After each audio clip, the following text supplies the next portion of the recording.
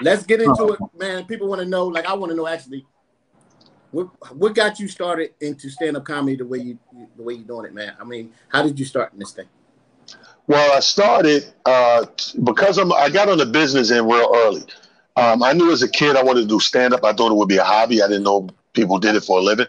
So I knew I was going to get into it. But my plan, because I thought it was a hobby, was I would retire from a job and then I would go do this hobby.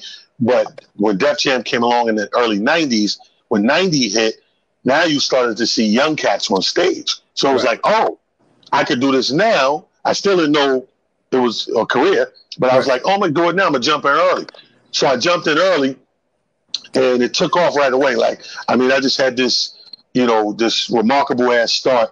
And what the first thing I did was I remember about a year in, maybe a little over a year in, somebody hired me for the next town over from where I live. They did a ballroom show in like a Radisson hotel. Right. And I got to the place, and from this point on, I was on the business side of things. I come downstairs. The girls who was working the door, I went to school with them. So I'm being funny, cracking at the door, and people are coming in. And they're coming in 5 and 6 at a time, and they're paying at the door. They're paying 30, 35. Now, this back in 91. I'm like 30, 35 at the door. So I say to the girl, she was like, yeah, we got about 6 more. We sold out. I said, sold out?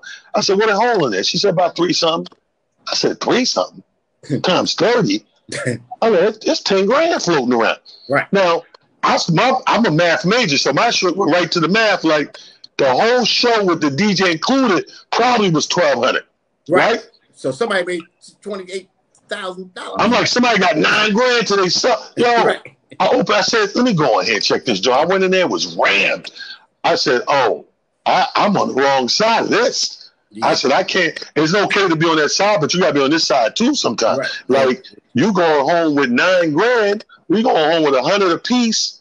Yep. You know what I'm saying? DJ got 200-300. You rented the place. I'm like, yo, what are we doing wrong? So from that moment on, 2 things I picked up on. Somebody was selling shirts, and they was killing them with the shirts. I said, I know I want to get into merch.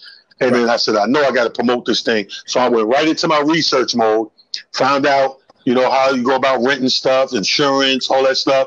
And I just picked it up from there and picked up the baton and started running down the street like Usain Bolt with that shit. That was it.